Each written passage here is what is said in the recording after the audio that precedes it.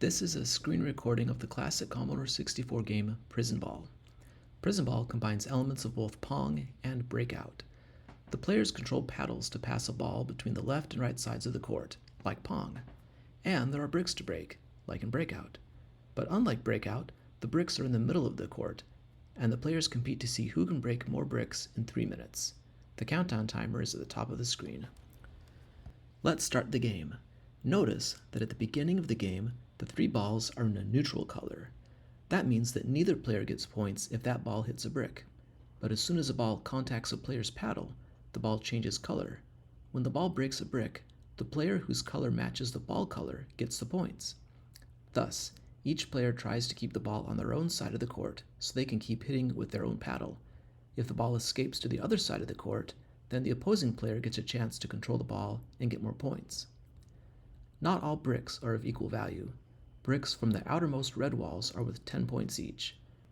Bricks from the next 2 walls are worth 20 points each. And best of all, bricks from the central green wall are worth 30 points each.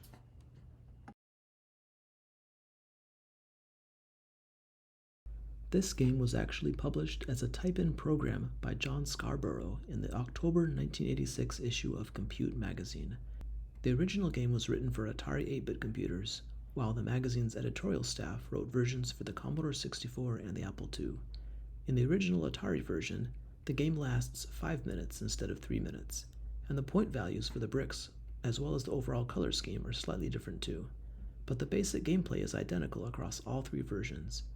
As I mentioned at the start of the video, we're watching the Commodore 64 version, which is the one I played as a kid.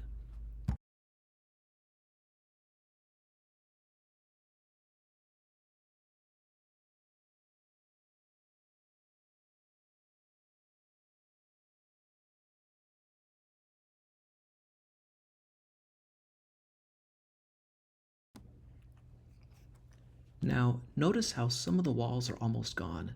When the last brick in a wall is destroyed, the wall regenerates, so there's always more bricks to break.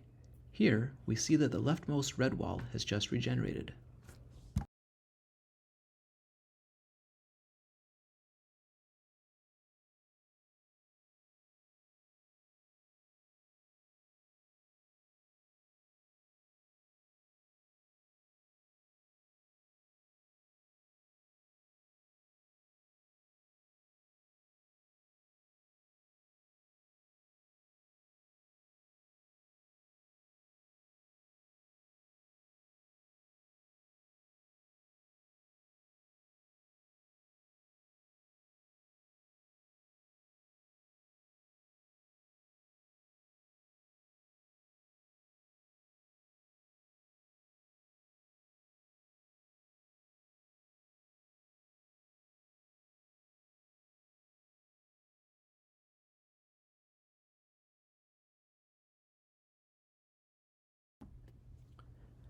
Now that the right wall and the center green wall have both regenerated, notice how the ball is ricocheting back and forth between the 2 walls. This is one of the most exciting aspects of the game. If a player can get a ball in between 2 walls, it's the easiest way to rack up points really quickly. That flashing border you just saw happens whenever there are only 20 seconds left in the game. It warns the players that the game is almost over.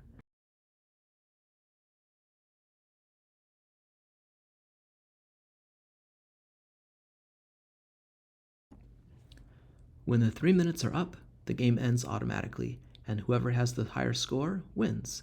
And that's how you play Prisonball.